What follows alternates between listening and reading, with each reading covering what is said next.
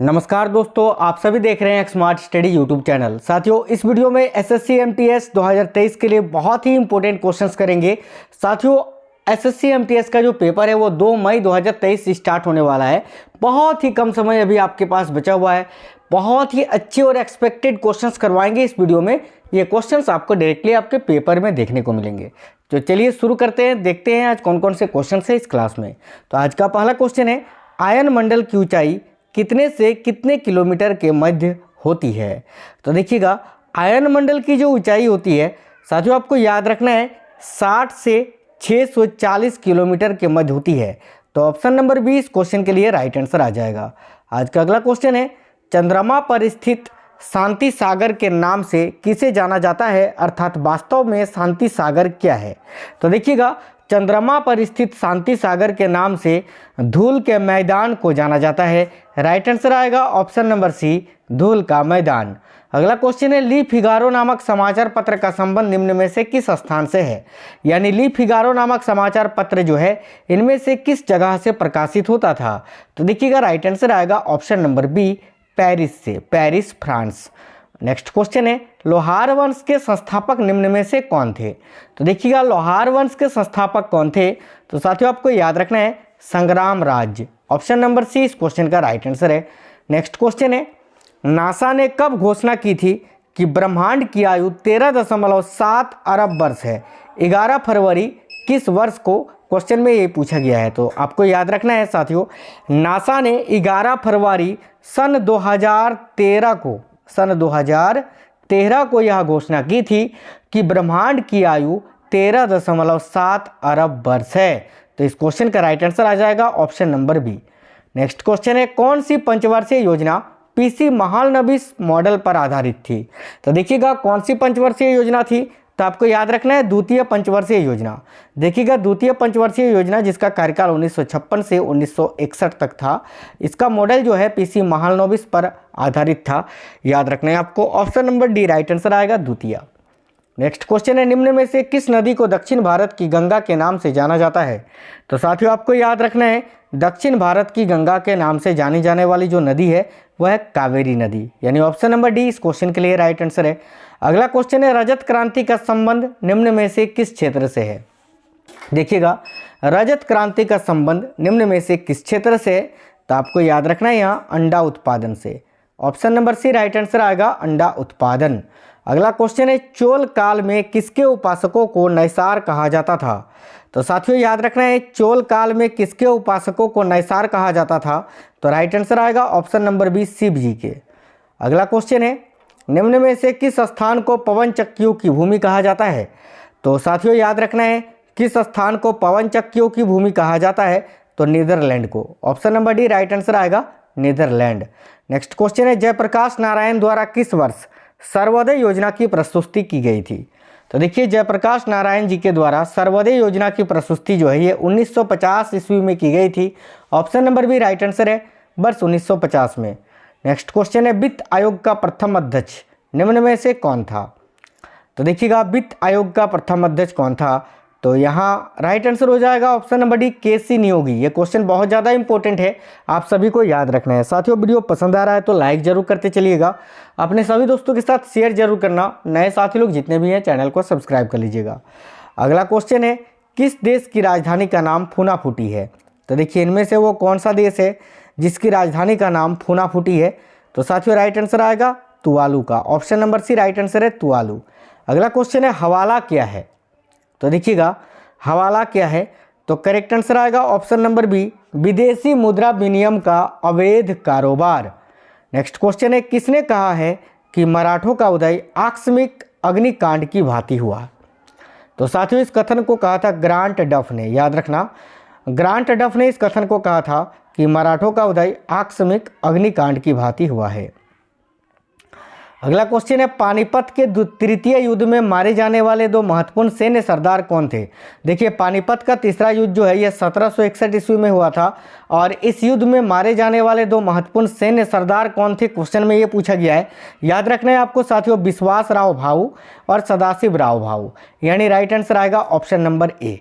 Next question है, रंजीत सिंह ने सुप्रसिद्ध कोहिनूर हीरा ये किससे प्राप्त किया था? तो साथियों याद रखना है महाराजा रंजीत सिंह ने सुप्रसिद्ध कोहिनूर हीरा ये शाह शुजा से प्राप्त किया था। तो option number A right answer आएगा। अगला क्वेश्चन है महाराष्ट्र में विठोबा या विट्ठल यानी विष्णु का एक नाम, ठीक है, ये केंद्र कहाँ पर है? तो साथियों याद रखना है महाराष्ट्र में विठोबा या विट्ठल आंदोलन का जो केंद्र है वो पंढरपुर में था। Pandharpur option number A right answer है। अगला क्वेश्चन है डुप्ले के बाद पांडिचेरी का गवर्नर कौन बना? तो देखिएगा डुप्ले के बाद पांडिचेरी का गवर्नर कौन बना था? तो साथियों option number A correct answer आएगा गोडुहू। अगला क्वेश्चन है फैजी निम्नलिखित में से किसके दरबार में रहा? तो देखिएगा फैजी निम्नलिखित में से किसके दरबार में रहे थे? तो करेक्ट आंसर आएगा ऑप्शन नंबर डी अकबर के। अगला क्वेश्चन है किसने अपने आप को खलीफा घोषित किया था? तो देखिएगा खलीफा अपने आप को किसने घोषित किया था? तो साथियों राइट आंसर आएगा option number D Mubarak Shah Khilji ने। नेक्स्ट क्वेश्चन है जब्ती प्रणाली किसकी उपज थी? तो ये भी क्वेश्चन वेरी इंपॉर्टेंट है और याद रखना है जब्ती प्रणाली जो है ये शेरशाह सूरी की उपज थी। तो करेक्ट आंसर आएगा option number C Sher Shah Suri. ये बहुत ही इंपॉर्टेंट और सिलेक्टेड क्वेश्चन है जितने भी क्वेश्चंस आपको करवा रहे हैं। नेक्स्ट क्वेश्चन है साथियों देखिएगा त्रिरत्न सिद्धांत समक्य धारणा, समक्य चरित्र और समक्य ज्ञान ये जिस धर्म की महिमा है वह क्या है? यानी ये किस धर्म के त्रिरत्न है, किस धर्म की महिमा है? तो करेक्ट आंसर आएगा जैन धर्म के। Option number C right answer हो जाएगा। अगला क्वेश्चन है हड़प्पा के लोगों की सामाजिक पद्धति कैसी थी? तो रिक्त स्थान को पूर्ति करना है और आपको याद रखना है कि हड़प्पा के लोगों की सामाजिक पद्धति जो है वो कैसी थी? तो उचित समतावादी, यानी ऑप्शन नंबर ए इस क्वेश्चन का राइट आंसर है। अगला क्वेश्चन है अमरकोट या उमरकोट के राजा बीरसाल के महल में किस मुगल बादशाह का जन्म हुआ था? तो साथियों देखिएगा अमरकोट या उमरकोट के राजा बीरसाल के महल में किस मुगल बादशाह का जन्म हुआ था? तो राइट आंसर आएगा ऑप्शन नंबर सी अकबर का। अगला क्वेश्चन है माय एक्सपेरिमेंट विथ ट्रूथ के रचनाकार कौन है? यानी सत्य के साथ मेरा प्रयोग। तो साथियों इस पुस्तक के लेखक थे महात्मा गांधी जी। तो सिंपल सा क्वेश्चन है, सभी को आंसर पता होगा। Option number A right answer है महात्मा गांधी। अगला क्वेश्चन है प्राचीन भारत में निष्क के नाम से किसको जाना जाता था?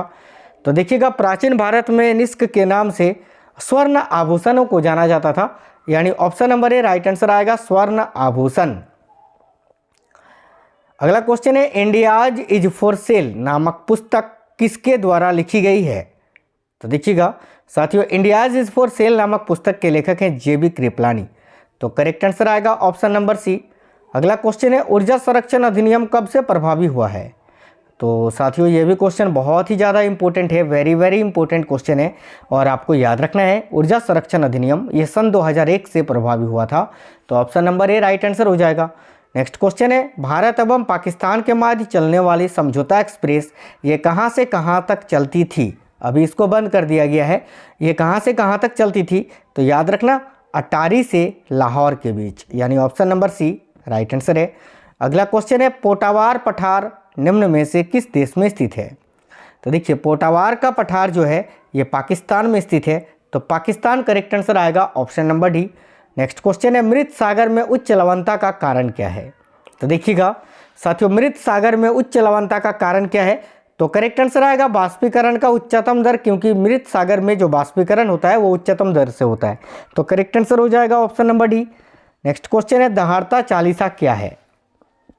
तो देखिएगा वेरी वेरी इंपॉर्टेंट क्वेश्चन है, जरूर याद रखना है आपको। दहाड़ता चालीसा दक्षिणी गोलार्ध में 40 डिग्री अक्षांश के पास चलने वाली तेज हवा है, यानी राइट आंसर हो जाएगा ऑप्शन नंबर सी। अगला क्वेश्चन है शिकार के लिए हार्पून का प्रयोग कौन सी जनजाति करती है? तो देखिएगा शिकार के लिए हार्पून का प्रयोग करने वाली जनजाति कौन सी है? तो करेक्ट आंसर हो जाएगा ऑप्शन नंबर ए एस्किमो। अगला क्वेश्चन है निम्नलिखित में से कौन पश्चिम एशिया का सर्वाधिक नगरीकृत देश है? तो देखिएगा पश्चिमी एशिया का सर्वाधिक नगरीकृत देश कौन सा है? तो साथियों राइट आंसर हो जाएगा Kuwait. Option number B correct answer हो जाएगा। अगला क्वेश्चन है विश्व का सबसे व्यस्त और महत्वपूर्ण अंतस्थलीय जलमार्ग कौन सा है? तो देखिए विश्व का सबसे व्यस्त और महत्वपूर्ण अंतस्तरीय जलमार्ग है उत्तरी अमेरिका का महान झील मार्ग, यानी ऑप्शन नंबर बी इस क्वेश्चन के लिए करेक्ट आंसर हो जाएगा। नेक्स्ट क्वेश्चन है आइसोबाथ रेखाएं ये क्या प्रदर्शित करती हैं? तो साथियों देखिएगा आइसोबाथ रेखाएं ये समुद्र तल के समान गहराई वाले क्षेत्र को प्रदर्शित करती हैं। तो करेक्ट आंसर हो जाएगा option number D. Next question है चाय के निर्यात में भारत को किस देश से कड़ी प्रतिस्पर्धा का सामना करना पड़ रहा है? तो साथियों, चाय के निर्यात में भारत को श्रीलंका से कड़ी प्रतिस्पर्धा का सामना करना पड़ रहा है, क्योंकि जिस तरह भारत चाय का निर्यात करता है उसी तरह श्रीलंका भी चाय का निर्यात करता है। अगला क्वेश्चन है, निम्नलिखित में से कौन सी चट्टान है जो जैविक चट्टानों के अंतर्गत आती है? तो देखिएगा साथियों, ग्रेनाइट, संगमरमर और क्वार्टजाइट, ये तीनों जो है जैविक चट्टानों के अंतर्गत नहीं आती है, लेकिन कोयला जो है ये कोयला जैविक चट्टान के अंतर्गत आता है, यानी राइट आंसर हो जाएगा ऑप्शन नंबर सी। चलिए अंतिम क्वेश्चन देखते हैं। गंभीर सागरीय मैदान का सर्वाधिक विस्तार किस महासागर में पाया जाता है? तो देखिएगा, गंभीर सागरीय मैदान का सर्वाधिक विस्तार जो है ये प्रशांत महासागर में पाया जाता है, तो राइट आंसर हो जाएगा ऑप्शन नंबर ए, प्रशांत महासागर में। तो साथियों, वीडियो को लाइक जरूर कर दीजिए, अपने सभी दोस्तों के साथ शेयर कर दीजिएगा, और नए साथी जितने भी हैं चैनल को सब्सक्राइब करके बेल आइकन को ऑन कर लेना। डेली आपको बहुत ही इंपॉर्टेंट क्वेश्चंस के सेट्स मिल रहे हैं, तो आप लोग सारे वीडियोस को देखा करिए साथियों, क्योंकि क्वेश्चंस आपके सारे जो है यहीं से बनने वाले हैं। चलिए तो मिलते हैं अगली वीडियो में, तब तक स्वस्थ रहें। जय हिंद साथियों, वंदे मातरम।